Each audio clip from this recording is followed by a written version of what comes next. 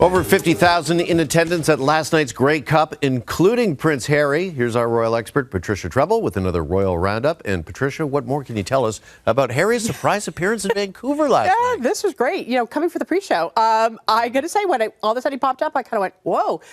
It made sense because, of course, Vancouver is going to be home to the Invictus Games, and it's coming in February. It's going to be Whistler and Vancouver. And what sort of big audience can you get to really promote it? And he's doing everything he can because the tickets are on sale and things like that. So made perfect sense. I'm going to say he did not know much about Canadian football.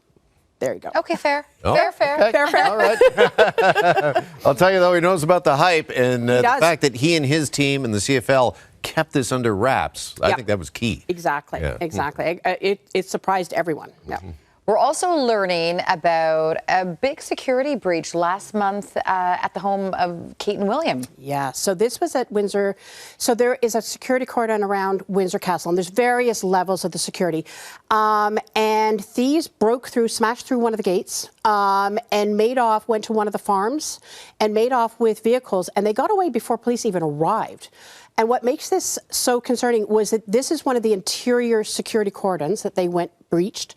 And it's very close to where William and Kate live with their kids. They live about 5 minutes away from Windsor Castle itself on the estate. So a lot of concern about this. Yeah, really scary situation, it sounds. All right, there's more signs that Princess Catherine is returning to regular royal duties, and we are hearing actually that Kate is confirming she's bringing her annual Christmas concert to Westminster Abbey back in early December. Yep, so the tape in early December, it always airs on Christmas Eve in Britain.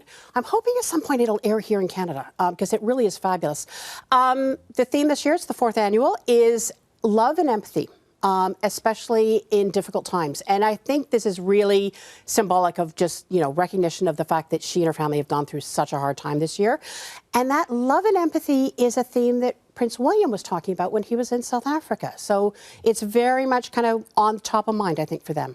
All right. Speaking of that couple, let's go back to William for a second. And even though he gave up motorcycles, we're seeing him on one again. Yeah, exactly. So he was in Northern Ireland. He was at a virtual reality lab, and the minute there was a motorcycle, you knew he was going to get on it. And so he's practicing. He's like in a desert scene and stuff like that. He looked a little wistful. He rode motorcycles for a very long time, had very powerful ones. Gave it up around the time that Louis was born because Kate was completely terrified. And she'd spoken about that. Sure. So, responsible dad, he did the thing. Yep. And at least he can enjoy it virtually. Exactly. All right. William also made a video for a student explaining that she was going to be late for class. Have a look at this. Yeah, just tell her why we're late. Just say sorry, to Leslie. Yeah. Leslie, are you recording? Yeah. Leslie, I'm very sorry we're late, but they seem to be caught up, and they wouldn't believe that you were here. So, just to say hi. What a great moment, and talk about the ultimate hall pass. Oh, how do you do it? The royal okay to be late for class. I would have liked one of those back in the day. Oh, for sure. Moving over to Meghan now. It looks like she has another business venture. Yeah, so she's been investing in these small little companies that she knows the people. And so this is a hair care line put up by her colorist. She's been, who's been doing her hair since she moved back to California. And she's invested in this, and so she was at the launch for it. And again, not coming alone. So this is now the thing we've seen in the last few months, whereas she and Harry really are separating their business stuff, and they're doing that pursuing that each individually. And so that's what we saw. Yeah. Okay. All right.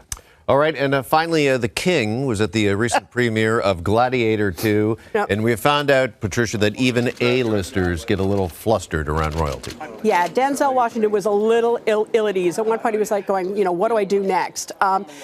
It's got a term, when the complete sudden inability to think around royalty, it's called the royal effect.